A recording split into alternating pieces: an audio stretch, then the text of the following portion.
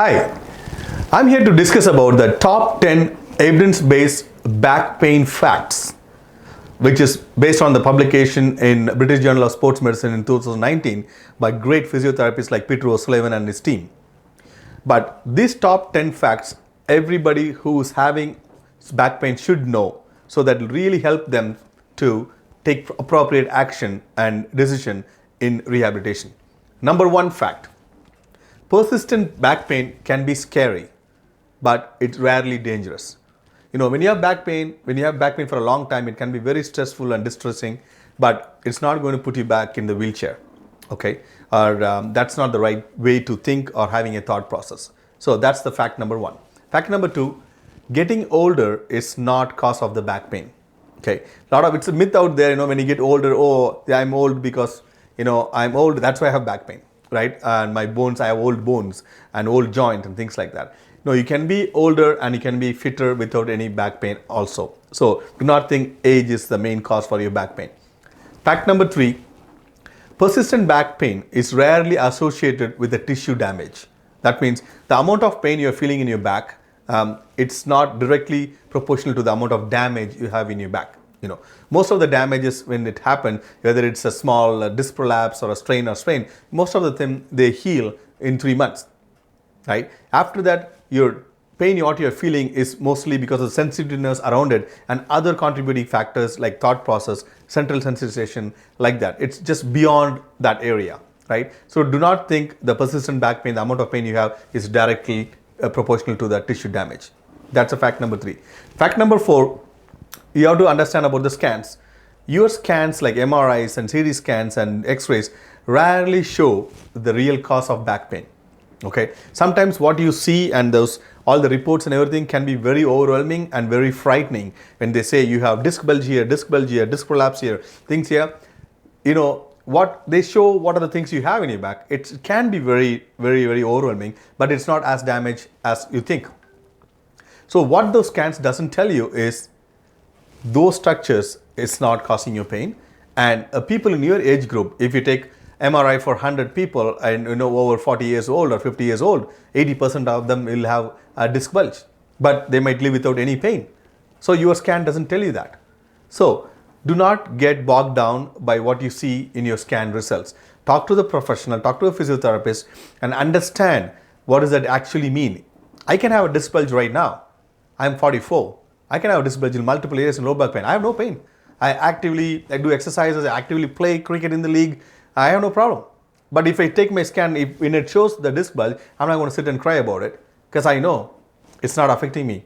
So that's the approach I want you to take for that.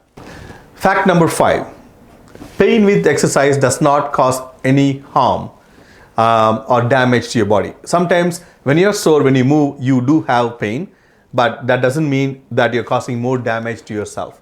I want you to understand very clearly with that. When you go see a professional, the first thing is we want to get things moving in a safe manner and get the mobility and flexibility going, activate the muscles.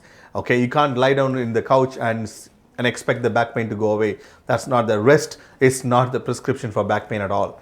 Okay, you got to get up and move. And so when you have pain when you're movement, do not think that you're damaging yourself. That is the fact number five. Fact number six is a lot of people think back pain caused by poor posture. So there's a lot of evidence and things like that says that, you can, when you want to relax, you can slouch a little bit, you can move a little bit this way or that way. You don't have to be absolutely here all the time. And so back pain is actually, there's not a lot of evidence to show that because of poor posture you get back pain. It's always good to be in good posture, but don't think if you slouch a little bit, that is the reason for your back pain. That's not true. So that's your fact number six. Fact number seven I want you to know is about the core. Back pain, you are getting back pain not because you have a weak core. That is another myth out there. Oh, my core is weak, that's why I'm back. No, core muscles, can be weak a little bit. That's not cause for your back pain. They are good support system. It's good to have a strong core, but don't think you need to have like a 6-pack or 8-pack or a very strong core to have a very strong back.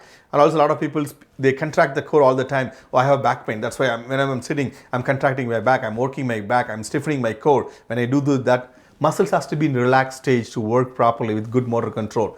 You can't just keep tightening your abdomen or pulling your belly button inside all the time to work your core to treat your back. That's not the right approach. So if you're doing that, I always find some of my patients doing that, and I always correct them. Don't do that.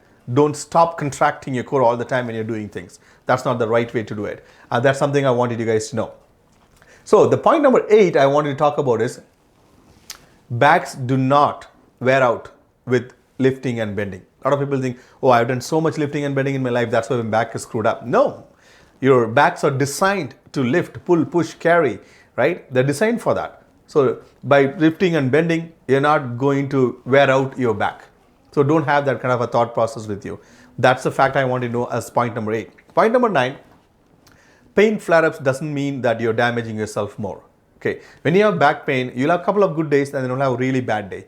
So that will flare up a little bit because of the other factors, other stress factors, anxiousness, and the social life and the work life. There are so many factors can increase your pain. It's not, do not think that every pain increase is directly in relation to the damage you have in your back, and you know, it's a disc or the muscle or the nerve, whatever it is. So that's something I wanted you guys to know as well. The last but not the least, a very important thing we discuss about in our back pain workshops. We have done a lot of back pain workshops. If you want to have a look at it, go to our InStep Physical Therapy YouTube page, and we have a lot of programs there, and you can watch that. And also we have a show which we develop 2 episodes a month. It's called Ask Giri the Physio Show. You can see all our old episodes in physioshow.ca website, and also our YouTube channel, the Ask Giri Physio Show YouTube channel. We have all the episodes there also. You can educate about not only about your back pain, a lot of other musculoskeletal health related issues we discuss there in detail, so that you can understand and learn from the professionals. Everything is evidence based, and it's not something you pick up from here and there. The last fact about back pain is injections and surgeries and the drugs usually are not a permanent solution. I want you guys to understand that. We have seen so many failed surgeries and injections to the spine for the back pain issues because they're not addressing the cause, right? If somebody is giving you trouble, just putting a drug there to shut them down for a certain amount of time is not the right way to go about it. And so it might help you in the short run, but long run, your education, awareness, education, and the evidence, and also exercises and the movement and you being active is a long-term good effect for persistent back pain or any kind of back pain.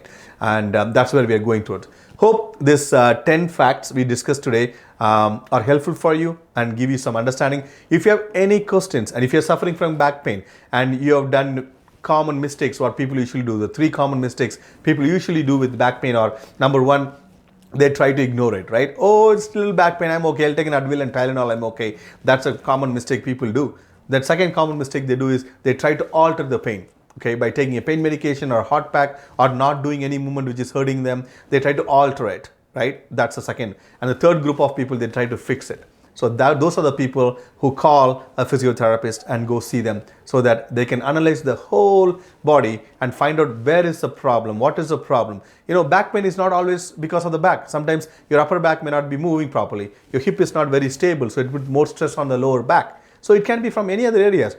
A professional can assess from head to toe and identify where exactly the problems are, the missing links are in your body, and then give you a correct treatment plan and alleviate your back pain.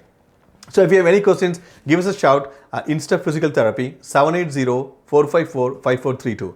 And I am Giri Srinivasan, registered physical therapist in Edmonton, Alberta, and treated over 16,000 patients so far and got rid of pain and improved their lifestyle and helped them to achieve their goals. So if you want to achieve your goal, whatever the goal might be, we can work with you and get you towards that goal. Okay, see you there later. Bye.